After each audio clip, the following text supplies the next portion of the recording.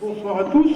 Je vais vous demander de bien vouloir prendre place, puisque nous allons pouvoir commencer cette séance de restitution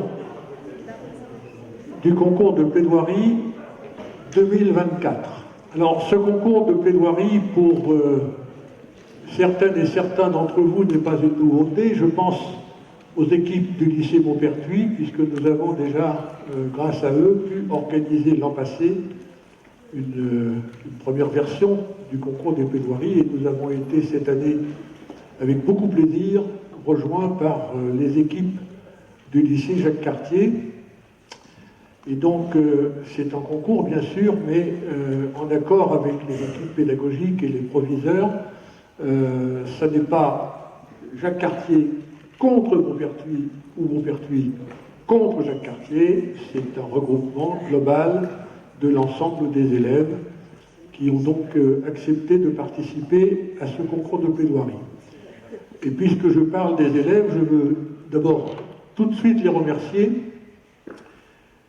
parce que c'est un engagement libre qu'ils ont choisi, on ne les a pas contraints, ils ont choisi librement de travailler sur ces sujets-là, ils ont choisi librement les sujets de leur plaidoirie qu'ils vont vous présenter, et ce travail a consisté pour eux à faire un travail de recherche, de documentation, de compréhension, de rédaction, et puis ce soir, de présentation, parce que une plaidoirie, ça se travaille, ça se présente, il va s'agir de vous convaincre sur les sujets qu'ils ont librement choisis. La seule contrainte, mais je ne rentrerai pas dans le détail technique, la seule contrainte, entre guillemets, qu'avaient les élèves, c'est que le thème des concours, c'est les droits, que ce soit en France ou dans le monde, les droits qui leur semblent, selon eux, bafoués. Et comme c'est la Ligue des droits de l'homme qui organise ce concours, et que la Ligue des droits de l'homme est une association de défense des droits, il était naturel que ce soit, je dirais, l'ossature, la colonne vertébrale de ce travail. À partir de là, ils pouvaient donner libre cours à leur choix, je le répète parce que c'est très important, et ils n'avaient, je dirais, comme référence que l'obligation de citer au moins un des 30 articles de la Déclaration universelle des droits de l'homme de 1948. Un ou plusieurs. Et je crois que dans leur plaidoirie, ils prendront, parce que nul n'est censé connaître les 30 articles de la DUDH, mais ils prendront le soin de signaler à l'occasion, au passage, où cet article est référencé. Voilà pour ce qui est des remerciements. Je veux remercier aussi M. Boissel, le proviseur de Maupertuis, qui nous met à notre disposition cette salle, le proviseur de Jacques Cartier, que je n'ai pas encore vu, mais que je vais voir. Ah ben le voilà. Merci de votre attention. Donc, en tant que proviseur, je suis très très content de pouvoir vous accueillir ce soir au sein du lycée Maupertuis, qui est très fier de pouvoir organiser la première rencontre de plaidoirie sur le secteur de Saint-Malo des lycées publics. Donc c'est un honneur pour nous de l'accueillir, et je souhaitais remercier l'ensemble des équipes du lycée qui ont œuvré pour installer le gymnase, donc les équipes techniques, les enseignants qui ont porté le projet depuis l'année dernière, et les enseignants de Jacques Cartier qui nous accompagnent cette année.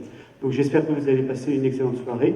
Je ne vais pas parler plus longtemps parce que je pense que ma plaidoirie sera beaucoup moins bonne que celle des jeunes que nous allons entendre. Donc merci pour être venus les soutenir, et merci au lycée qui est venu pour la sécurité, et donc pour assurer la sécurité ce soir. Donc merci à vous. Je déclare le premier concours de plaidoirie des lycées de Saint-Malo ouvert, et bonne soirée.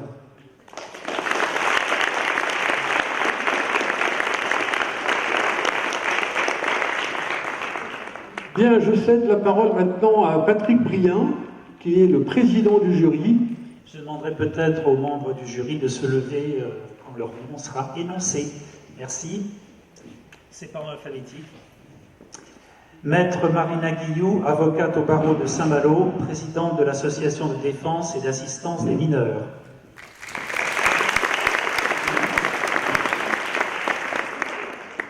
Madame Anna Kélif-Journet, conseillère municipale représentant la municipalité de Saint-Malo.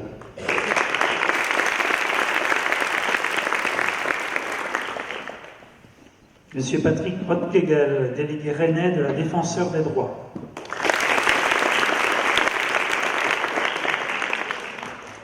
Madame Camille Tapp, coprésidente de la section LPH de Saint-Malo, Pays de Malo. Madame Isabelle Boutier, professeure au lycée Maupertuis. Madame Pauline Dulise, élève CVL du lycée Maupertuis.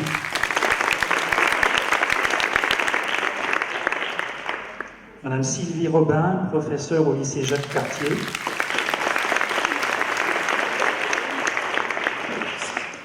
Madame Solène Rimasson, élève CVL au lycée Jacques Cartier. Et donc Patrick Brien, président de la section LDH de Dinan, Pays dinanais. L'ordre de passage des plaidoiries va être tiré au sort. Alors, il y a là-dedans 13 jetons avec un numéro de 1 à 13. Jusqu'ici, ça va. Attendez, ne commencez pas tout de suite. Tenez le sac. Alors, l'une tire, annoncera le numéro et posera sur la table ici le jeton. Nous allons commencer par Erwan Anders, qui nous présentera une plaidoirie « Quelle solution pour le squatting ?» Donc, quel numéro? Numéro 2. Numéro 2. Ensuite, vous voyez que pour tout est vraiment fait de façon très nette. Nous passons à Pierre Lebert pour la parole, c'est le tout. Un numéro, s'il vous plaît. 13. Le 13.